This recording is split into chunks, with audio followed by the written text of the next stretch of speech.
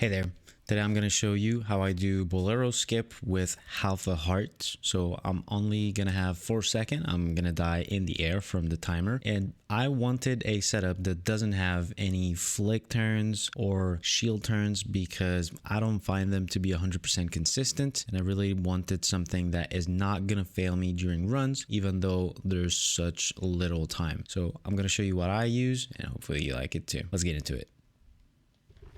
So the first thing is to hookshot the bridge. So I'm not gonna go in details explaining you how I hookshot the bridge. You can copy my movement if you want. You can hookshot pretty low up until the third plank that you see and you will still grab on top. Double check that for yourself. It's very reassuring, but I am fairly certain you will manage to hookshot that in good times. Now, once you start climbing up, you're gonna want to hold target so that it realigns the camera, and you also want to hold shields. What shield is going to do is going to give us an extra frame to input the roll without having to time it. So right now I'm going to be holding shield up and target, and I'm going to have 4 frames to input the roll. First available frame, you'll see the hookshot go on the left of Link. It's right here, so that's frame 1, 2, 3, 4. As you can see, we have not yet moved, but there's an animation that is starting. So next frame is going to have that little 2, and I checked it and this one doesn't work. So we have our 4 frames, which means we can mash it. Honestly, we don't even need to mash all that hard.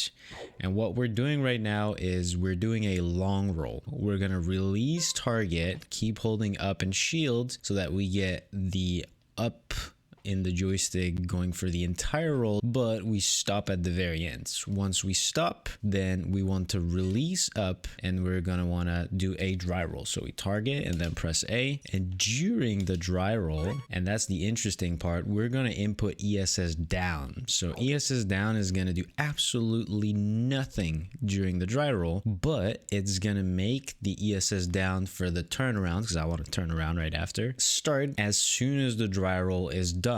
So I'm basically buffering in the fact of turning around. So as you can see, I'm going to turn around and around. And when the timer is a little bit after it's on 1, usually once the beep from 1 stops, then I'm gonna want to backflip. And something that helps me be faster at this is to not target and get the camera behind Link. What I'm gonna do is keep the camera as is right now, and I'm gonna backflip with left. So when I target, that's the first frame after target. So here, inputting A plus left would give me a backflip. The next frame also does that. So you have 2 frames to input what I call a backflip with left.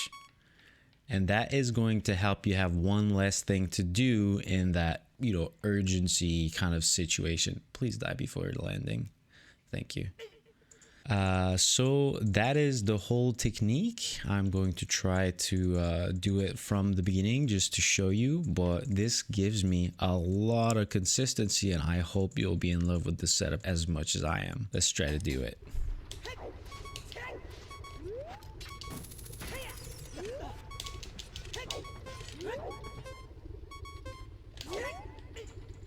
As you can see, I even need to wait a little bit so that I don't backflip too early.